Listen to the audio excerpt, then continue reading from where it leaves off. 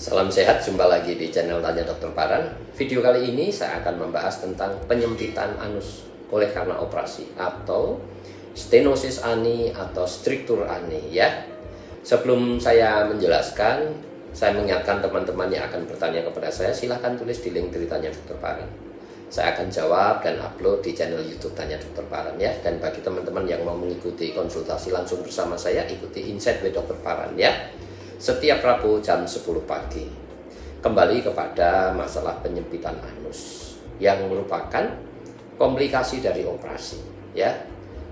Kalau kita menjalani operasi konvensional ya dengan alat potong apa saja, misalnya alat potongnya pisau, bedah, harmonic scalpel, electrocautery atau electrocoagulation, BEM, Safute, ataupun juga ligasur ya, bahkan laser sekalipun, itu bisa menyebabkan komplikasi operasi berupa penyempitan dalam berbagai derajatnya.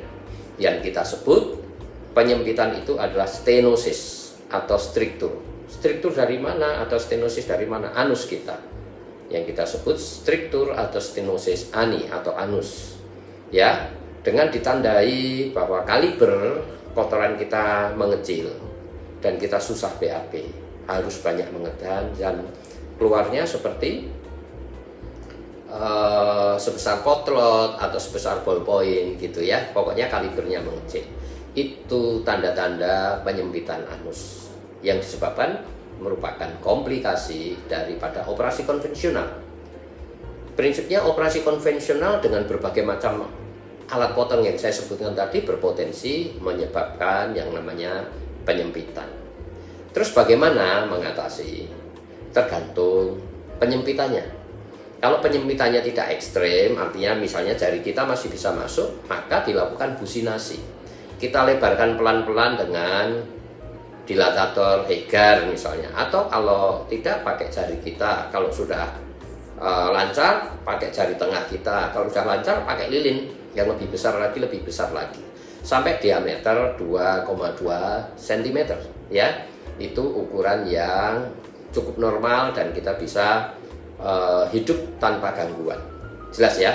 Jadi kalau penyempitannya tidak ekstrem, jari kita masih bisa masuk katakanlah, maka dilakukan yang namanya proses businasi, di mana tabung lilin atau batang lilin yang ukuran pertama adalah ukuran yang bisa masuk, kemudian lebih besar lagi, kita melakukannya mau 2 hari sekali atau setiap hari dengan lilin yang dimasukkan sekitar 4 cm dengan pelumas, jelly atau minyak sayur juga boleh masukin dan ditunggu 10 menit.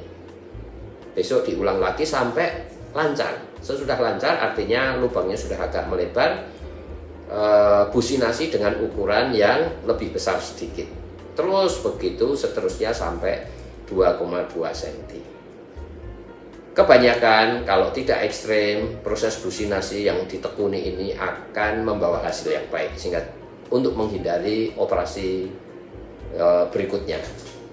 Kemudian kalau proses businasi ini tidak bisa dilakukan oleh karena penyempitannya ekstrem tadi, jari saja tidak bisa masuk, maka harus dilakukan yang namanya koreksi operasi ya.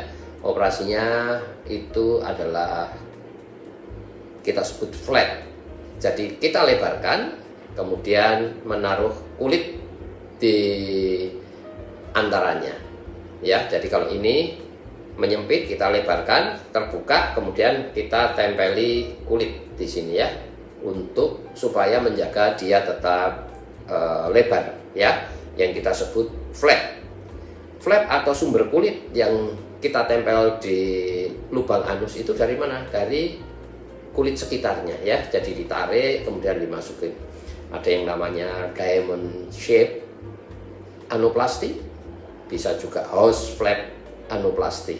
Tergantung derajat penyempitannya ya, itu teknis saja ya. Jelas ya. Kalau hanya dilebarkan saja, ini akan menjadi masalah baru karena dia pasti akan menyempit lagi. Harus di flap. Saya juga mengingatkan teman-teman sejawat saya kalau menemukan pasien dengan stenosis ani, struktur ani yang ekstrem, tidak boleh hanya dilebarkan saja, sudah lebar dibiarkan. Dia pasti akan nyempit lagi ya. Jadi harus dilakukan flap yang disebut host flap anoplasti ataupun juga diamond shape anoplasti atau cara yang lain yang kita sebut flap anoplasti ya. Tergantung besar kecilnya kaliber atau lubang dari anus ya, stenosisnya atau strukturnya ekstrem atau tidak, maka kita pilihkan yang terbaik untuk pasien.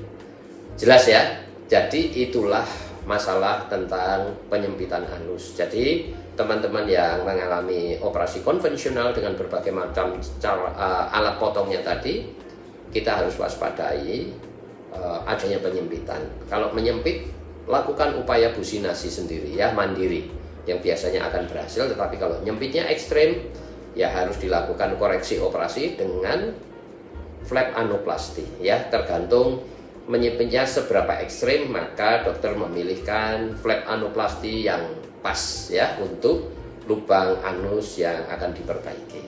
Tidak usah takut, ini operasi biasa saja, tidak terlampau berat atau besar ya.